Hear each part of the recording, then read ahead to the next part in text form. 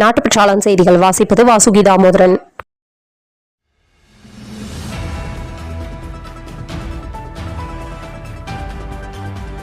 இன்றைய சிந்தனை: வெற்றி தள்ளி போகலாம், ஆனால் முயற்சி வீண் போகாது.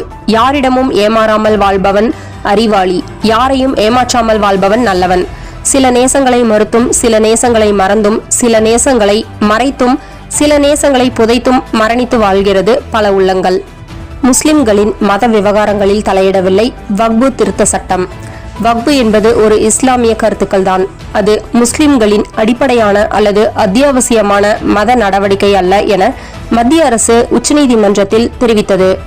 தமிழக பல்கலைகளுக்கு துணைவேந்தர் நியமிக்கும் அதிகாரத்தை மாநில அரசுக்கு வழங்கும் சட்டத்திற்கு இடைக்கால தடை விதித்தது சென்னை உயர்நீதிமன்றம். கோல்டன் டூன் என்ற பெயரில் அதிநவீன வான் பாதுகாப்பு அமைப்பை செயல்படுத்த உள்ளது. அமெரிக்காவை பாதுகாக்கும் வகையில் 15 லட்சம் கோடி ரூபாயில் கோல்டன் திட்டம் செயல்படுத்தப்படும். எதிரிகள் அனைவரும் வானிலேயே தூக்கி எறியப்படுவர். கோல்டன் டோன் அடுத்த தலைமுறை வான்வழி பாதுகாப்பு திட்டம் ஒருங்கிணைந்த வான் பாதுகாப்பு மற்றும் ஏவுகணை பாதுகாப்பு திட்டத்தின் அடுத்த கட்டமாக உள்ளது. எதிரியின் ஏவுகணையை கண்டறிந்து வழிமறித்து அழிப்பதற்கு செயற்கைக்கோளை நம்பியுள்ளது.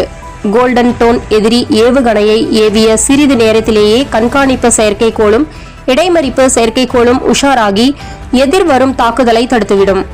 மத்திய அரசிடமிருந்து தமிழகத்திற்கு வரவேண்டிய 2291 கோடி ரூபாய் கல்வி நிதியை 6% வட்டியுடன் மத்திய அரசு உடனடியாக விடுவிக்க உத்தரவிடக் கோரி உச்சநீதிமன்றத்தில் தமிழக அரசு மனு தாக்கல் செய்துள்ளது.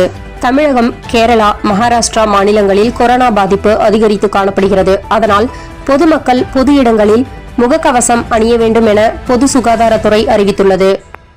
மாதம் தவறாமல் வெளிவரும் நாட்டுப்பற்றாளன் பத்திரிகையின் செய்தியாளராக பணிபுரிய விருப்பம் உள்ளவர்கள் கீழே உள்ள நிர்வாக அலைபேசி எண்களில் தொடர்பு கொள்ளலாம். 7947789115 மற்றொரு எண் 9944341033. நாட்டுப்பற்றாளன் யூடியூப் சேனலில் விளம்பரம் செய்து பயன்பெறுங்கள். நமது நாட்டுப்பற்றாளன் செய்திகளை அறிந்து கொள்ள யூடியூப் சேனலை சப்ஸ்கிரைப் செய்யுங்கள்.